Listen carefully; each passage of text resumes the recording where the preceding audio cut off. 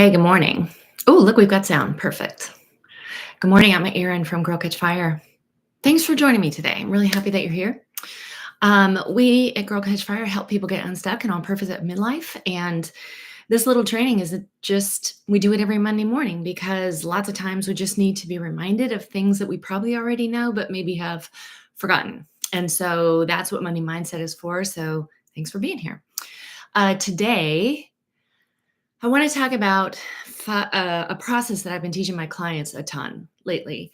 It seems to keep coming up. And so I thought I would bring it here today. Maybe it will help you. I call this the 5-step process for handling big emotions. And there's lots of reasons why any of us might be having big emotions right now. It might be the loss of a relationship, the end of a marriage. You might be grieving something else. It might be fear about any number of things going on in our country. Anything that feels just like it's just subcortical, like it's not necessarily up here, it's just down here. Fear and anxiety are usually pretty good markers, or grief, something that's in your tummy. So I wanted to give you kind of an emotional framework for helping yourself with that today.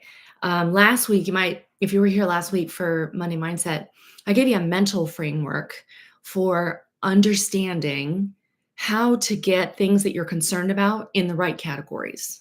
Okay, there's the band of concern on the outside, there's the circle of influence in the center circle, and then there's the circle of control, which is the smallest but most important. Well, this week, I wanted to do the same thing, but for your emotional world, because frankly, most people didn't ever get taught this. Like, we didn't really learn what to do when big emotions arise, except for don't cry at work, don't get angry, don't lose your cool, don't, etc. But if you are tearful and if you are angry, what's a good way for handling that?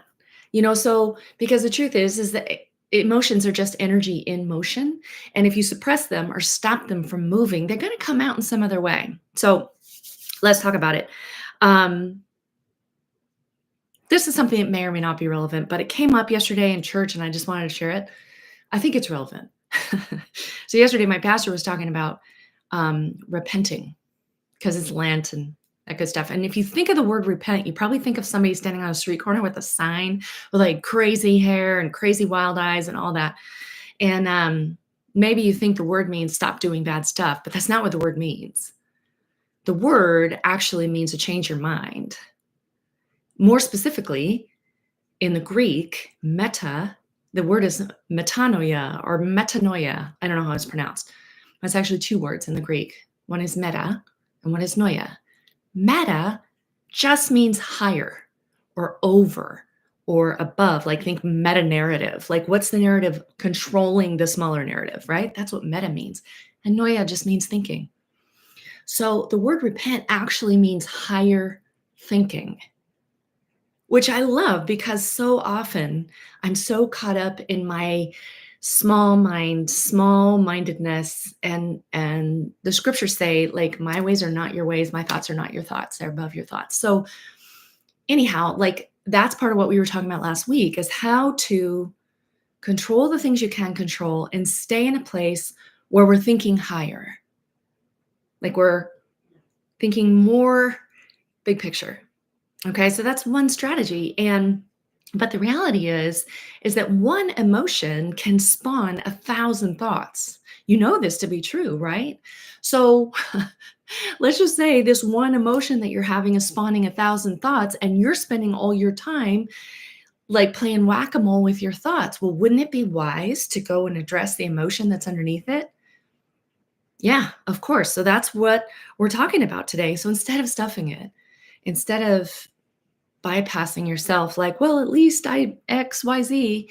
That's not what we're talking about today. I want to give you a process that I teach my clients called the 5-step process for handling big emotions. And this is based on the work of a guy named David Hawkins in his book, Letting Go, The Pathway to Surrender. And I've linked it below. So David Hawkins would say that emotions are simply messengers of your subconscious. And do you feel confident that you are able to listen to those messages and handle them well? Maybe not. And so that's what I want to help you with today. Um, and he also said, like, if we don't listen to those emotions, they will actually engineer experiences to force us to listen to them. Okay, well, what do you mean by that? It's very simple, and you know this to be true. You are having, let's say you just got a bunch of anger and it's just kind of boiling inside. How long is it till you pick a fight with your spouse? Right? So your emotions unexpressed will engineer ways to express them in your life and in various ways, like blowing your top or losing your cool at somebody who doesn't deserve it. Right? Well, what would happen if we went backwards, got under the hood, and did some work with those emotions before they started to engineer a way to come out? That's what we're going to talk about today. C.S. Lewis says this. I love this. No noise is so emphatic as the one you're trying not to listen to. No noise is so emphatic as the one you're trying not to listen to. And that's the way it is with our emotions, right? Because we're not taught how to handle them in a healthy way. We're really taught to kind of typically suppress them. So let's stop doing that. All right. So here's the 5 steps. And again, this is based on the work of David Hawkins. First of all, this is so simple. And I linked a little PDF down below in case you want to print it out and stick it somewhere so you could use it. But if you think about your emotions, you really only have 2 choices when it comes to your emotions. You can either accept them or resist them. That's it. Those are your options, to accept or resist. And what we know is what we resist persists. So if you are resisting anger that is arising, again, that anger is going to engineer situations in which it can come out and run. Wouldn't it be smarter to find a way to accept the anger and handle it before that happens and damages people and situations around you? That's what we want to do. So also, wouldn't it be easier just to quit being at war with yourself, to be able to accept that you are a human being with emotions, a full range of them? And something I tell my clients all the time is there's no such thing as bad emotions. There are bad actions and behaviors that can get you in a lot of trouble, but the emotions themselves, they're not bad. If you want to think about you are a corporation and your emotions are employees, what would happen if you considered half of those employees to be the good ones and half of them to be the bad ones, and the bad ones need to be suppressed, locked up, shoved in the basement, disrespected, disregarded? Well, you know what's going to happen. You're going to have a mutiny. So let's try something else. Let's try instead to accept all of them, the good ones and the bad ones. That framework doesn't even fit, okay? You've got all of them. There's a whole range of them. I might even drop the emotions wheel in the notes here so you can see that. So you've got a whole range of emotions, but some of them feel good and some of them feel terrible. So let's just use anger since we're talking about it. What's the 5-step process? Okay, well, the first step in the 5-step process is when you're feeling anger, let's just say rage. That's almost a better way of putting it. When you're feeling rage rise, rather than to just shove it down and go get busy doing something else and ignore it, instead, what if you turned and faced it and actually sat down just to be with it, to allow it to be there, not to resist it, but to allow it? That would be the first step in the 5-step process. Again, that right there is revolutionary for some of you. Like you've never even stopped to think that you could sit with your emotions. So maybe you're thinking, okay, great. I'm sitting down full of rage. What's next? Okay, step 2. Step 2 is simply to observe where it is in your body and what it feels like. That's it. That's it. Just sitting and observing where let's just say it's rage and it's like a red hot ball in the center of your chest. Can you turn your attention to it and simply observe it, to allow it and be with it? Step 3, stay with the feeling and do not think about it. Don't think about it. Just observe it. Isn't that crazy? That's actually the hardest part for most of us, is to simply sit with a feeling and accept that it's there and notice what it's doing. And I guess technically that's really step 4. After you observe it and let it just be there, let it speak, let it say what it has to say. Step 4 is not to think about it. See, because what happens is our brains get involved and they start to run. Like, well, the reason I feel this way is because so-and-so and and next thing you know, you're on this whole mental trip. That's not what we're doing. This is a subcortical process, meaning below your brain, all right? So as you're just observing it and allowing it, letting it speak, see if you can't turn this off. And just allow whatever that emotion wants to do it. Again, this is best done alone in your car. How many of you guys have ever gotten in your car and just started crying? How many of you guys see your car as your personal rage room? Or hopefully you're not driving when you do that. Some people do that. But you're crying in your car. That is such a thing. Why? It's because we're alone. We're sitting. It's quiet. No one else is there. It's soundproof pretty much. And you can kind of let it rip.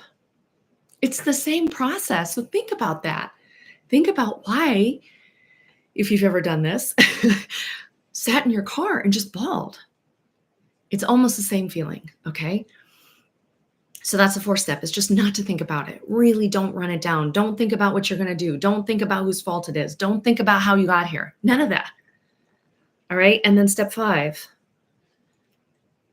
wait till it goes, which, if you are regular in this process, it will go quicker than you think. Sometimes 90 seconds, sometimes 3 minutes.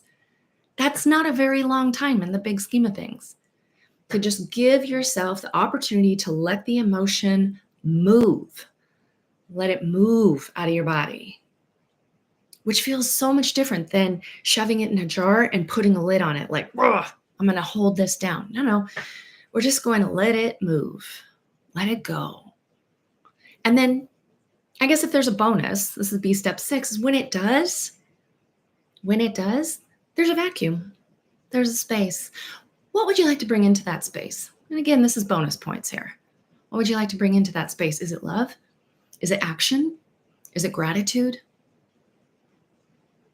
What would happen if you simply noticed the emotion? Step 1, when it's happening. Step 2, observe it, sat down and observed it. What is it? Where is it? How does it feel? Step 3, sat with the feeling. And you didn't do anything else. You just observed it. Let it speak. Let it do what it wants. Step 4, don't analyze it. Don't let it run in your head. And step 5, wait till it goes and notice it. Notice it. Do you feel lighter? Do you feel a little calmer, more at peace? Okay. Step 6, bonus points. You want to send a little love into that space. Okay, that's what we're talking about here today. And that's it.